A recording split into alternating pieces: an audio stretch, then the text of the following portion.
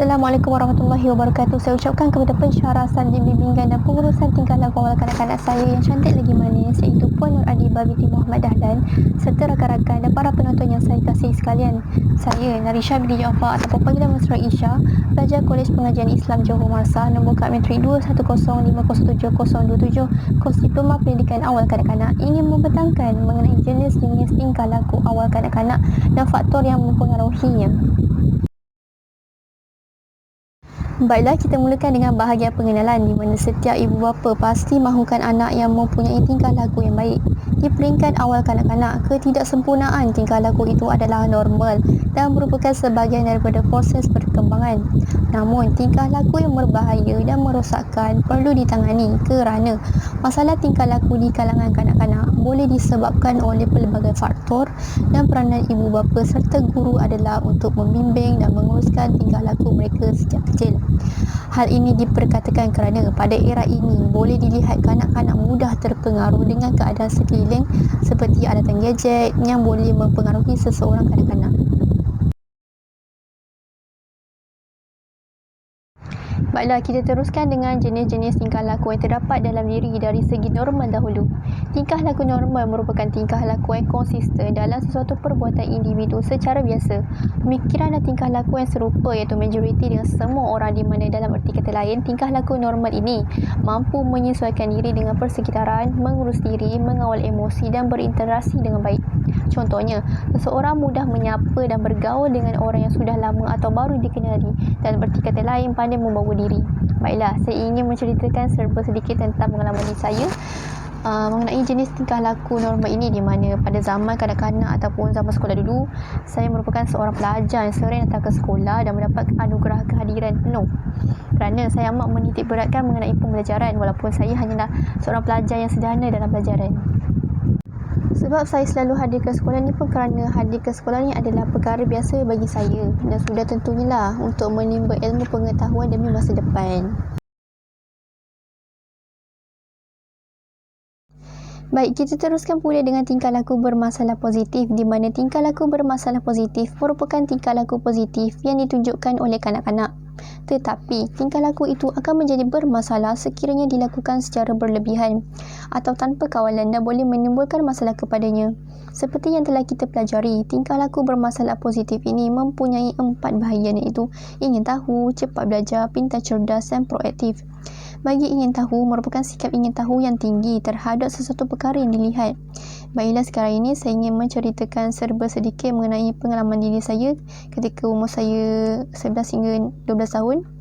Di mana sewaktu saya kecil, ketika sebelum guru ingin mengumumkan keputusan markah peperiksaan, saya akan terlebih dahulu akan tanya guru secara peribadi mengenai markah saya rendah ataupun tidak, di mana secara semenjadinya saya berasa ingin tahu dan berasa gugup untuk mengetahui markah saya.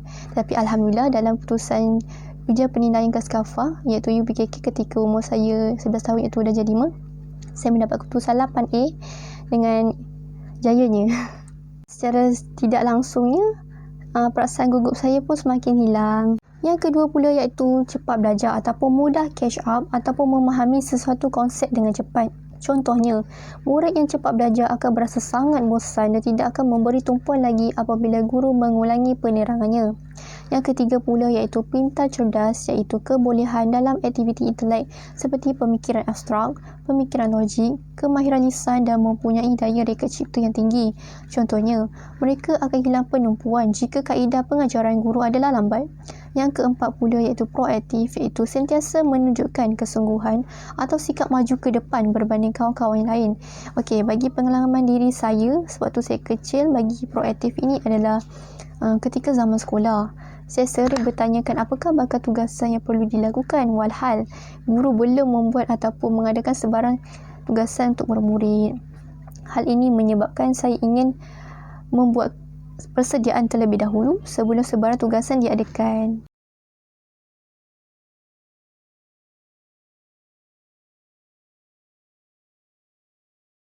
Baiklah, kita teruskan pula dengan tingkah laku bermasalah negatif di mana ianya merupakan tingkah laku yang menimbulkan masalah kepada dirinya dan juga orang lain seperti mengganggu proses pengajaran dan pembelajaran dalam kelas. Terdapat 3 bahagian tingkah laku bermasalah negatif yang telah kita pelajari, iaitu tingkah laku yang tidak membahayakan diri dan murid lain, iaitu bergantung, contohnya seperti berkelakuan kebimbangan dan pergantungan berlebihan. Yang kedua pula iaitu tingkah laku yang menghancurkan atau memusnahkan, iaitu disruptif, contohnya seperti menghiduga, merosakkan harta benda dan melawan guru atau rakan sebaya. Dan tingkah laku yang mengganggu iaitu disruptif, iaitu contohnya seperti tidak memberikan perhatian dan kerap lewat masuk ke kelas. Baiklah, dalam ketiga-tiga tingkah laku bermasalah negatif ini, saya dikategorikan dalam tingkah laku yang tidak membahayakan diri dan murid lain, iaitu bergantung. Di mana dalam pengalaman diri saya sendirilah, sewaktu saya kecil atau remaja, saya akan mudah rapat dengan seseorang yang akan mendekati saya terlebih dahulu. Kerana saya dikira sebagai seorang yang pendiam. Dan sekiranya seseorang itu tidak berada dengan saya seperti ibu bapa atau rakan karib, saya akan mula menjadi resah. Hal ini menyebabkan saya akan bergantung hanya pada orang yang saya rapat dengan orang yang sekepala dengan saya saja.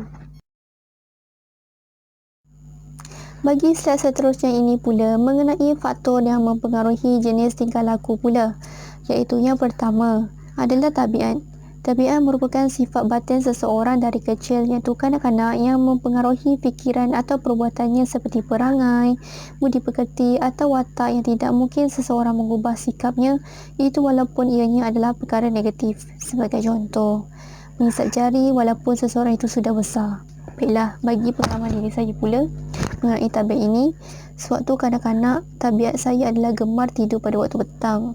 Apabila tiada aktiviti untuk dilakukan yang menyebabkan saya malas untuk melakukan suatu perkara yang baru, walaupun ibu bapa saya sudah menegur bahawa tidur yang berlebihan itu adalah tabiat yang tidak baik. Tetapi apabila sudah menikah dewasa, saya mula untuk mengubah diri saya sendiri dengan melakukan aktiviti yang lebih berfaedah seperti beriadah dan bermain badminton.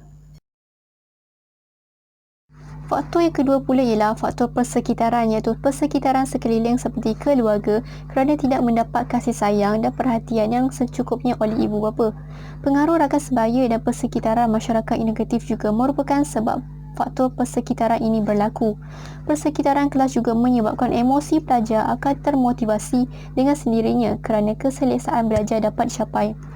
Bagi pengalaman diri saya sendiri pula, saya merupakan seorang introvert, iaitu seorang yang suka memendam rasa dan menumpukan perhatian terhadap diri saya sendiri dan lebih gemar dikelilingi oleh kawan-kawan rapat dan jumlah orang yang sedikit sahaja kerana pada waktu zaman remaja dahulu, saya ni jarang keluar rumah meluangkan masa ataupun lepak dengan rakan-rakan melainkan hal yang tertentu atau dengan rakan rapat saja.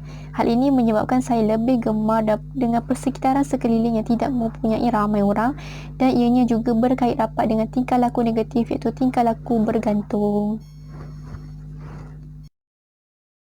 Baiklah, kita teruskan pula dengan faktor yang ketiga, iaitu faktor amalan, di mana amalan merupakan sesuatu perkara yang dilakukan sebagai suatu kebiasaan seperti amalan pemakanan dan amalan harian. Baik, saya ingin menceritakan pengalaman diri saya sewaktu kanak-kanak mengenai faktor amalan ini, di mana sewaktu zaman kanak-kanak, cinta hati saya iaitu mama saya sering memberikan saya pemakanan yang sihat seperti buah-buahan dan sayur-sayuran serta makanan sunnah seperti kismis, kurma dan madu, di mana ianya baik untuk kanak-kanak untuk mencapai tingkah laku dan pencapaian akademik yang cemerlang setelah sudah berusaha belajar. Ia juga berkait dengan pengalaman diri saya ketika kecil di tingkah laku bermasalah positif yang saya kaitkan tadi tu, mengenai saya berjaya mendapat keputusan cemerlang iaitu 8A dalam UPKK pada tahun 2012. Hal ini kerana faktor amalan juga perlu diperhati dan dititik beratkan dalam kalangan kanak-kanak untuk memupuk prestasi atau sikap tingkah laku yang baik sejak kecil lagi. Secara rumusnya, masalah tingkah laku kanak-kanak adalah berkait rapat dengan perkembangan sosial mereka.